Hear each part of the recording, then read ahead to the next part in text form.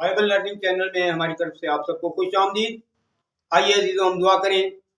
قدوس قدوس رب القادر رب زمین آسمان کے خدا، تیرا شکر کرتے ہیں اے بزرگ آسمانی باپ، تو نے بنی انسان سے پیار کیا، ہمارا فدیہ دیا۔ اے خدا تعالیٰ کی اکلوتے بیٹے ہمارے منجی نجات دہندے یسوع ناصری، تیرا شکر کرتے ہیں کہ تو نے صلیب پر ہمارا فدیہ دیا اور ہماری نجات کی لی راہوں کو کھولا۔ خدا پاک روح تیرا شکر کرتے ہیں، تو ہماری کمزوریوں میں ہماری مدد کرتا ہے اور ہمارا رہنما ہے۔ خدا پاک روح ہماری رہنمائی کیجیے، ہمارے ذہنوں دلوں خیالوں سوچوں کو کھولیے، تاکہ ہم کلام خدا کو جب سناتے ہیں تو اے باپ تیری مرضی پوری ہو، اور جتنے کلام خدا کو سنیں اسے سمجھ سکیں، ان سب کے بھی ذہنوں دلوں خیالوں ذہنوں کو کھول دیجیے، تاکہ وہ تیری مرضی کو پورا کریں اور اپنے لیے، اپنی قوم کے لیے، اپنے ملک کے لیے، اپنے گھرانوں کے لیے برکت کا باعث ہوں۔ باپ سب کچھ تیرے اکلوتے بیٹے اپنے منجی نجات دہندے کے قدوس یسوع مسیح ناصری نام سے مانگتے تو آپ بخش دے، آمین۔ سو میرے عزیزوں، مضمون ملاپ کے ساتھ آپ کا اور خداوند یسوع مسیح کا خادم آپ کی خدمت میں حاضر ہے۔ ابن خدا ہو اور خدا سے ملاپ نہ ہو، نکلے بھی خدا سے متی اور خدا آپ نہ ہو۔ آپ مضمون دیکھ رہے ہیں، ملاپ خدا سے، خدا کا یعنی خدا سے نکلے ہوئے خدا کے بیٹے یسوع مسیح کا، کہ وہ کیسے خدا سے اس کا ملاپ ہوتا ہے کہ وہ خدا ہے۔ اور جیسے آپ پہلے مضمون کتاب مقدس میں سن چکے ہیں، سیکھ چکے ہیں کہ خدا کا کلام خدا جو خدا سے نکلا وہ خدا ہے، اسی طرح یسوع مسیح جو خدا سے نکلا ہوا ہے وہ بھی خدا ہے۔ تو میرے عزیزو، ہم نے سیکھا تھا کہ جس طرح خدا نے مٹی سے انسان کو بنایا، اسی طرح یسوع مسیح نے بھی مٹی سانی اور ایک اندھے کی آنکھیں بنا دیں۔ آگے ہم سیکھتے ہیں خداوند یسوع مسیح نے، خدا تعالیٰ کے بیٹے نے، جو خدا سے نکلا ہوا خدا ہے۔ جس طرح کتاب مقدس جو دل کے خیالوں کو جانچتی ہے، بند گودے کو چیر کر یہ تیز و دھاری تلوار دل کے خیالوں کو جان جاتی ہے، اسی طرح یسوع مسیح جو خدا کا بیٹا اور خدا ہے وہ بھی دلوں کو جانچتا اور پرکھتا ہے۔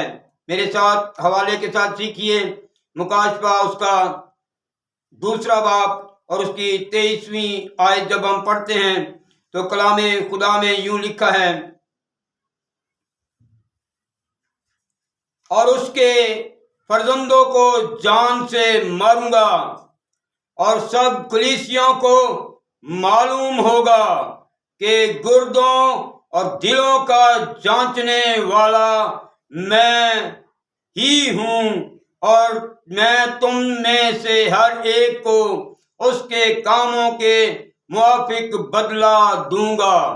سو میرے عزیزو، یسوع مسیح کا مکاشفہ جو یوحنا عارف کو ملا، اس میں ہم نے سیکھا کہ خدا یسوع مسیح نے واضح طور پہ کہہ دیا کہ میں دلوں اور گردوں کو جانچنے والا ہوں، سب کلیسیوں کو، سب لوگوں کو، سب دنیا کو اس بات کا پتہ چلے گا، معلوم ہو جائے گا۔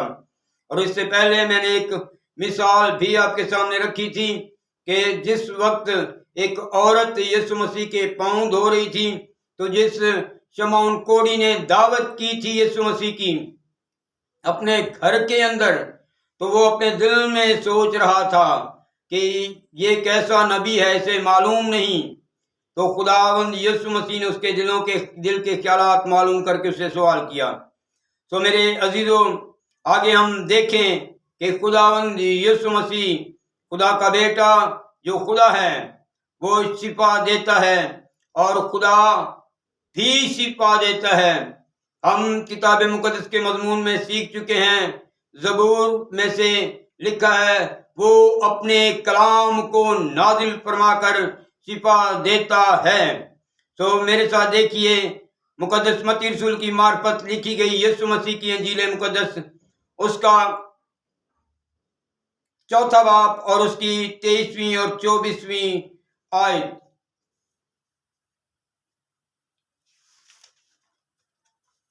کلام خدا میں یوں لکھا ہے، اور یسوع تمام گلیل میں پھرتا رہا اور ان کے عبادت خانوں میں تعلیم دیتا اور بادشاہی کی خوشخبری کی منادی کرتا اور لوگوں کی ہر طرح کی بیماری اور ہر طرح کی کمزوری دور کرتا رہا۔ یسوع مسیح ہر طرح کی بیماری اور ہر طرح کی کمزوری دور کرتا رہا۔ یسوع مسیح شفا دیتا رہا۔ یسوع مسیح کے معجزات سے کون بے بہرا ہے اور کون انکار کر سکتا ہے؟ یسوع مسیح کے اندر وہ قوت، وہ پاور، وہ طاقت تھی جو خدا نے اپنے بیٹے کو اپنے اندر سے نکلے ہوئے خدا کو دی تھی۔ لکھا ہے، خداوند خدا قادر مطلق جو تھا، ہے اور آنے والا ہے، یعنی قدرت سے بھرا ہوا خدا۔ تو میرے عزیزو، شفا اور معجزات کی اگر بات کریں تو بے شمار معجزات ہیں جو کتاب مقدس میں تحریر تک نہیں، کیونکہ یہ ان گنت ہیں، یہ گنے نہیں جا سکتے۔ یہاں تک لکھا ہے کہ جتنوں نے اس کی پوشاک کو چھوا انہوں نے شفا پائی۔ بدروں کو نکالنا، کوڑیوں کو پاک صاف کرنا، اندھوں کو آنکھیں دینا، حتیٰ کہ مردوں کو زندہ کر دینا۔ یسوع مسیح کے اندر شفاؤں کی قدرت بھری ہوئی تھی اور یسوع مسیح شفا دیتا رہا۔ تو میرے عزیزو، یسوع مسیح گناہوں کو معاف کر دیتا ہے، اور یہ بات اور یہ کام صرف اور صرف خدا کے علاوہ کوئی اور نہیں کر سکتا۔ میرے ساتھ دیکھیے مقدس متی رسول کی معرفت لکھی گئی انجیل مقدس، اس کا 9واں باب اور اس کی 2 آیت سے پڑھتا ہوں۔ اور دیکھو، لوگ ایک مفلوج کو چارپائی پر پڑا ہوا اس کے پاس لائے۔ یسوع نے ان کا ایمان دیکھ کر مفلوج سے کہا، بیٹا، خاطر جمع رکھ، تیرے گناہ معاف ہوئے۔ اور دیکھو، بعض فقیوں نے اپنے دل میں کہا، یہ کفر بکتا ہے۔ یسوع نے ان کے خیال معلوم کر کے کہا کہ تم کیوں اپنے دلوں میں بڑے برے خیال لاتے ہو؟ آسان کیا ہے یہ کہنا کہ تیرے گناہ معاف ہوئے، یا یہ کہنا کہ اٹھ اور چل پھر؟ لیکن اس لیے کہ تم جان لو کہ ابن آدم کو زمین پر گناہ معاف کرنے کا اختیار ہے۔